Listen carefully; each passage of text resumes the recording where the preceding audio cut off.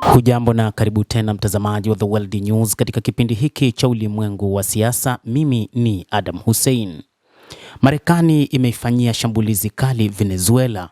Ripoti kadhaa kutoka vyombo vya ndani na nje zimeripoti kuhusiana na mlipuko katika maeneo mbalimbali katika jiji la Caracas, ikiwemo kambi za kijeshi.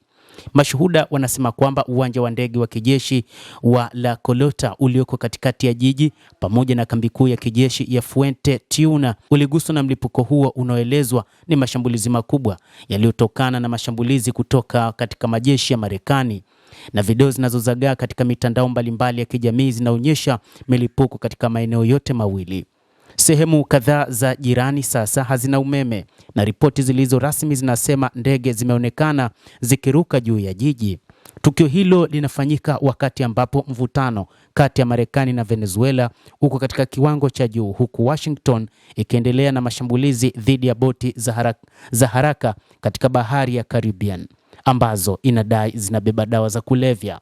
Marekani inasema rais wa Venezuela Nicolas Maduro hakuingia madarakani kwa njia halali na anahusika moja kwa moja na biashara za madawa ya kulevya nchini humo.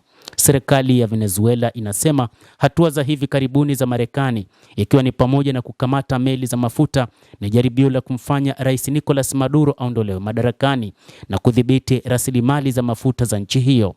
Maafisa wa serikali ya Donald Trump wameripotiwa kuwa wamepokea taarifa za mlipuko na kuhusu ndege zilizorandaranda katika anga ya Caracas asubuhi ya leo Jumamosi, kulingana na shirika la habari la CBS News, mshirika wa BBC nchini Marekani. Tukio hili linaongeza shinikizo lililokuwepo kwa Maduro baada ya wiki kadhaa za malalamiko na mashinikizo kutoka kwa utawala wa Marekani.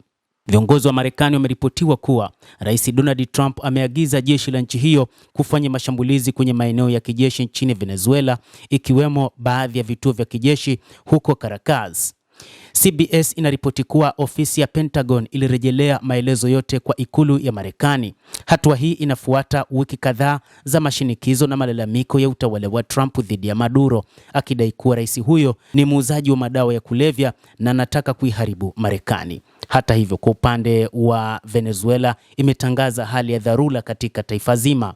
Rais Nicolas Maduro wa Venezuela ametangaza hali ya dharura katika eneo lote la taifa hilo kufuatia mashambulizi ya leo Jumamosi yaliyoelezwa kufanywa na Marekani. Taarifa ya serikali inasema hatua hii ni hatua ya dhahiri ya kulinda uhuru wa kisiasa na rasilimali za taifa.